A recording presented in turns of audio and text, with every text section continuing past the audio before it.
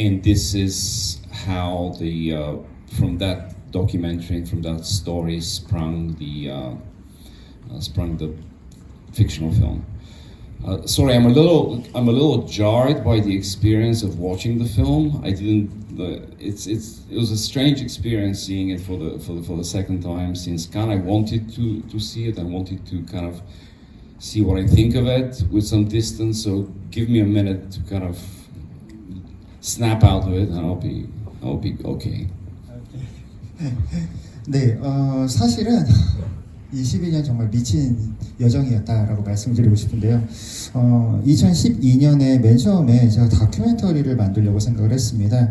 Nine Lives라고 해서 그 9명의 삶이라고 하는 윌리엄 달리프리라는 사람이 쓴 책을 바탕으로 논픽션 그 책을 바탕으로 해서요 다큐멘터리를 만들고 싶었는데요. 그 책에서는 이제 인도의 현대 의 삶을 보여주는 9명의 그 인물들을 다루는 그런 책이었습니다. 그래서 그 책에서 4명의 인물을 선정을 해서 장편 다큐멘터리를 만들려고 했었고요. 그래서 2014년에 이제 첫 촬영을 시작했습니다. 그래서 처음으로 이제 제가 선정했던 인물이 데바다시 그 매춘부였고요.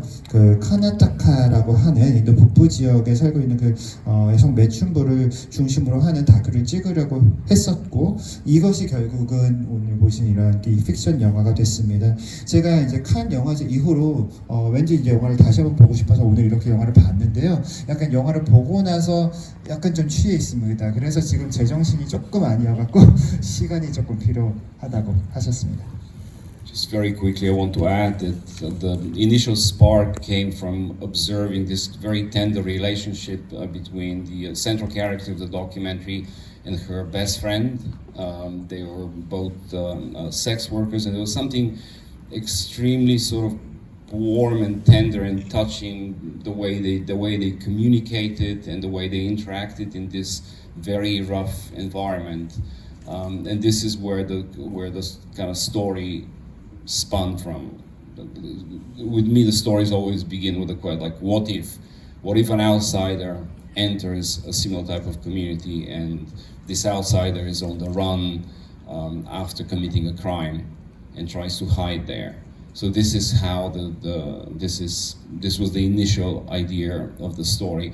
The script went through various reincarnations. Initially, I told the story through the point of view of the younger character of Devika. Then I switched it quite kind of late in the game, realizing that I needed to switch the point of view. And actually now, having watched it, some of the issues that I find with the first act come from there, from some of the remnants of that earlier version. But not to get too technical, and this is not a therapy session. I'm just sharing how I felt.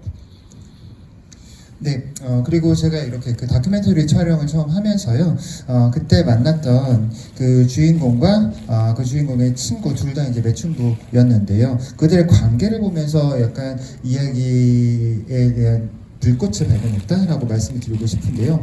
그들이 소통하는 방식 매우 부드럽고 어떤 감동적인 그런 미묘한 그런 소통하는 방식이 상당히 인상적이었었습니다.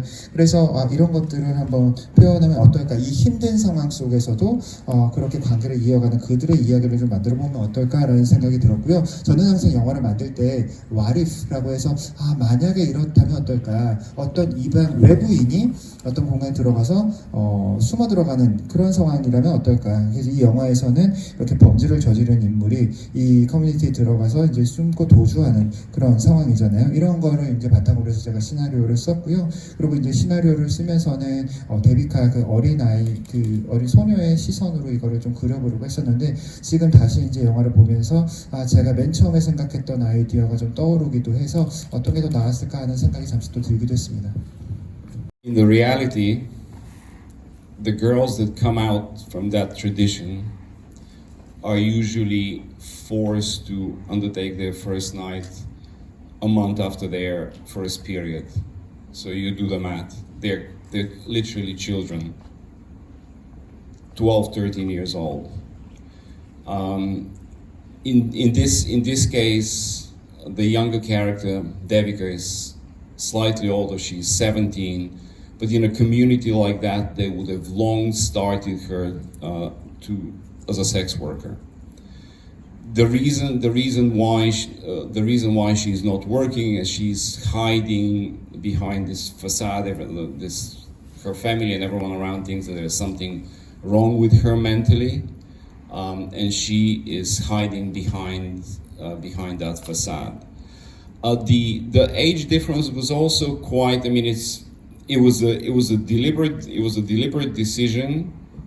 I knew that it was going to be also a controversial decision because we have a 17-year-old girl, rather like young and inexperienced, and we have someone that has been multiple times to prison, that has been out on the street, that comes from a very sort of different perspective.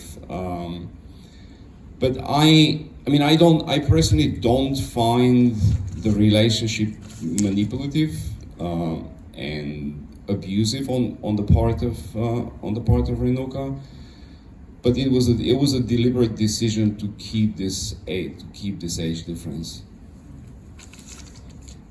데바다시라고 하는 이런 전통을 따르는 그 여자 아이들의 경우에는요, 그 첫날을 경험하는 게 초경 이후에 바로 하는 거거든요. 그래서 사실은 12살이나 13살 정도인 겁니다.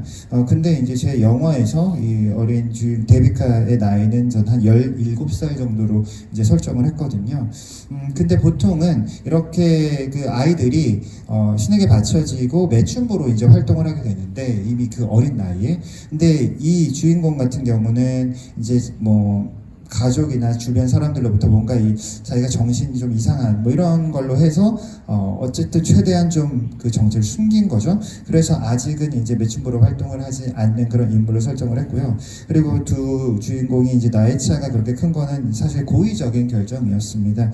물론 이것이 논란을 불러일으킬 수 있다라는 점도 생각을 하기는 했습니다만 전혀 다른 배경의 인물과 그리고 17살의 소녀 이렇게 이미 뭐 감옥도 여러 번 갔다 왔던 그런 전혀 다른 두 인물을 그렇게 나이차 많은 것으로 설정하는 건 그냥 일부러 그렇게 하고 싶었고요. 그렇다고 해서 저는 이들의 관계가 뭐 착취적이라거나 아니면 학대를 하는 관계라고 생각하진 않았습니다. First of all, thanks a lot for impressive film and also for not giving up on the film. And could you please explain more about the fire and the flame and like symbolic meaning or your intention in the movie? 거기서 말씀하시는 불은 그 화재를 말씀하시나요? 아니면 Matches and fire. 네, 일단 영화 포기하지 않고 끝까지 만들어 주신 데 감사드리고요. 저는 이 영화에서 그냥 불이 의미하는 바를 알고 싶습니다. I actually tried to walk away from the project multiple times, including during prep. At a certain point, I was this close to backing up and leaving. But every time I tried to walk away from the project, it kind of roped me back in. So for good or bad, I ended up making the film. Regarding the fire, it's a defense sort of mechanism for Devika. Other people, for example, cut themselves to the same effect. So by focusing on the fire, she can sort of escape temporarily the pain. 주연 배우 이제 캐스팅을 뭄바이에 있는 에이전 씨랑 같이 작업을 했는데요. 한 8개월에서 9개월 동안 아주 재능 있는 많은 여배우들을 만났는데 도무지 확신이 서지 않았습니다. 근데 그 와중에도 이제 계속 이 생쿠프타의 사진이 페이스북에 올라오는 거를 봤고요. 그래서 혹시 제가 메시지를 보내서 내가 하고 있는 작업에 오디션을 볼 생각이 있냐라고 제가 메시지를 보냈습니다. 그랬더니 이제 그 다음날 이 생쿠프타가 답변을 보내면서 이제 제가 누군지 뭐 어떤 프로젝트를 말하는 건지 이런 거에 대해서 놀라하면서 답변을 보냈고요. 그리고 이제 한 달 뒤에 마침내 이제 그녀의 그 화면상에서 얼굴을 볼 수가 있었는데요. 그걸 보고 나서 이 배우가 맞다라는 확신이 들었습니다. 그리고 그 이후로도 확신은 전혀 변함이 없었고요. 그리고 이제 영화를 오늘 다시 보면서도 느꼈지만 뭐 제가 이제 그 배우와 같이 작업하고 연출하는 면에서 어떤 그렇게 큰 문제는 느껴지지 않았습니다. 상당히 긍정적으로 작업을 했던 작품이었습니다.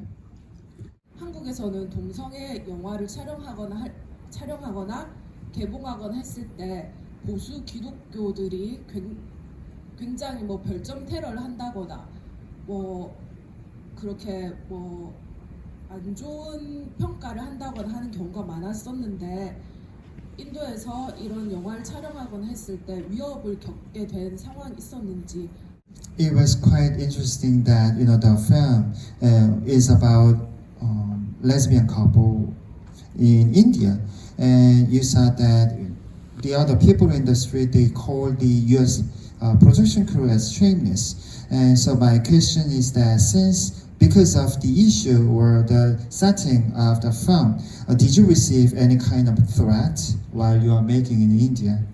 No, we didn't. We didn't shoot the film in India. The script would have never passed. Would have never cleared by the censorship board of the Ministry of Exterior. It's not called the censorship board, but it's exactly that. And you need that clearance in order to obtain permits as a foreign production.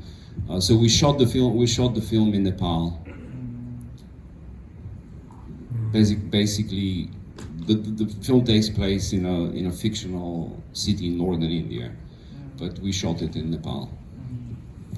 네, 저희가 이제 인도에서 정식으로 촬영을 하려면요, 그 검열을 담당하는 부처의 허가를 받아야 되는데요. 절대 이 내용을 갖고는 허가를 받을 수가 없기 때문에 저희가 실제로 촬영은 네팔에서 했습니다. 그래서 촬영을 하는 데는 문제 없었습니다.